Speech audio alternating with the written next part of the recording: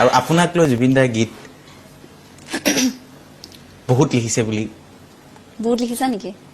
আছে কেইটামান গান আছে এই মুহূৰ্তত আমি জনাব পাৰো নেকি কোন খুবেই জনপ্ৰিয় গান কোনকেইটা গীত আজি আমি দৰ্শকসকলক জনাম এই অনুষ্ঠানৰ মাজতে আপুনি গৰিমা বৌক লৈ লিখা গীত আছে আচলতে মই ফিলটো লৈ পেলাই সদায় মই গান ফিল লৈ পেলাই লিখোঁ আৰু নিজে মই কেতিয়াবা মই ছোৱালী হৈ পেলাই লিখোঁ এতিয়া ৰিচেণ্টলি এটা গান লিখিছোঁ নতুন চিনেমাখন হৈ আছে গানে কি আনে বুলি য'ত মই এক্টিঙো কৰিছোঁ আকৌ পূজাৰ পিছতে মোৰ শ্বুটিং ষ্টাৰ্ট হৈ গ'ল চ' তাত এটা গান মই লিখিছোঁ শালিকি পোৱা বুলি তাত মই নিজে ছোৱালী হৈ পেলাই ভাবি লৈ পেলাই লিখিছোঁ ছোৱালী এজনীয়ে কেনেকৈ ফিল কৰিব এইটো বৰ টান কাম আৰু মহালক্ষ্মীয়ে গাইছে মই ভাবোঁ গানটো খুব ভাল পাব মানে শুনি চ' মই সেই কেৰেক্টাৰ নিজক এষ্টাব্লিছ কৰি পেলাই মই তেনেকৈ গান লিখোঁ আৰু তাইক লৈ অভিয়াছলি আছে মোৰ গান কিছুমান গান লিখা এটা গুণগুণাই নিব নেকি আজি গৰিমা বৌ যদি জনা নাছিল সেই গীতটোৰ কথা গম পাব জানে তাই কৈছে এটা চি ধৰচোন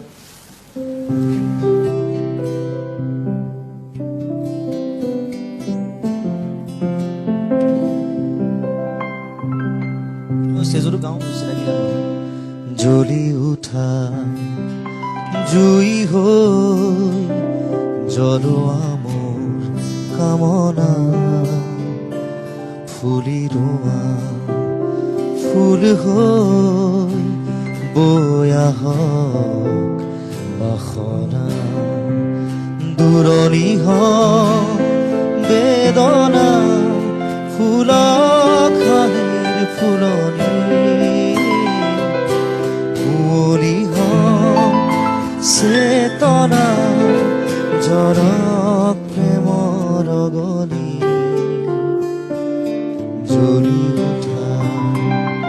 জুই হৈ জ্বলোৱা কামনা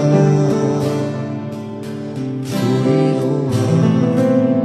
ফুল হৈ বৈ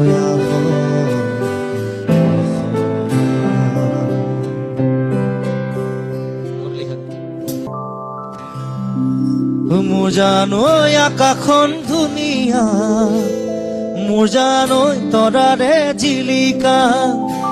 মোৰ জানৈ মনৰে সৰগ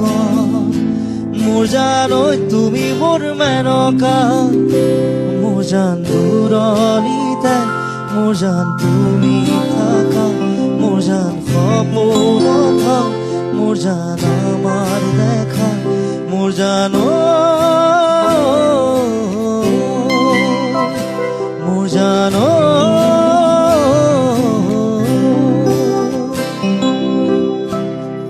আপোনাৰ ওচৰলৈ আহিছোঁ যেতিয়া এজন লেখকে এখন কিতাপ কাৰোবাৰ নামত উৎসৰ্গা কৰে সেইজন মানুহ গৌৰৱত উঠলি উঠে আপোনাৰ কাৰণে এই গীতটো লিখিছে আপুনি পত্নী হিচাপে মই সোধা নাই কেনেকুৱা অনুভূতি হৈছে মোৰ কাৰণেতো কোনোবাই যদি গীত তেনেকৈ এটা উৎসৰ্গা কৰে মইতো ক'ত থাকিম ক'ত নাথাকিম মোৰ তেনেকুৱা লাগিব আপোনাক যদি মই সোধোঁ আপোনাৰ কেনেকুৱা লাগিছে নিশ্চয় গানটো যেতিয়া লিখিছিলে তেতিয়াতো মই তেওঁৰ প্ৰেমিকা আছিলোঁ তেতিয়া আমাৰ বিয়া হোৱা নাছিলে গতিকে খুব ভাল লাগিছিলে তেতিয়া আৰু মানে মোক লৈ লিখিছে বুলি মোৰ ভাল পোৱা মানুহজনে তেতিয়াতো ক'বই নালাগে আৰু যেতিয়া এলবামটো ওলালে সকলোৱে শুনিছে তাৰপিছত খুব ভাল লাগিছিলে আৰু কেইবাটাও গান লিখিছে মোক সন্মুখত বহাই লৈ পেলাইও লিখিছে তুমি চোৱা দুচকু তুলি সেই গীতটো মোক একদম মই সন্মুখত থাকোঁতে লিখি আছিলে তেতিয়া ভাল লাগে আৰু মানে মোৰ প্ৰশংসাত লিখা নিচিনা লাগে এইটো শব্দবোৰ গতিকে খুব ভাল লাগে মই আপোনাক সুধিছোঁ জুবিন দাই যি ধৰণে কাম কৰিছে সেই ধৰণৰ কাম এইখন অসমৰ আৰু এজন ব্যক্তিয়ে কৰি থৈ গৈছে ছবিৰ ক্ষেত্ৰত সংগীত পৰিচালনা গীত লিখা মই সকলোৰে শ্ৰদ্ধাৰ ডক্টৰ ভূপেন হাজৰিকাৰ কথা কৈছোঁ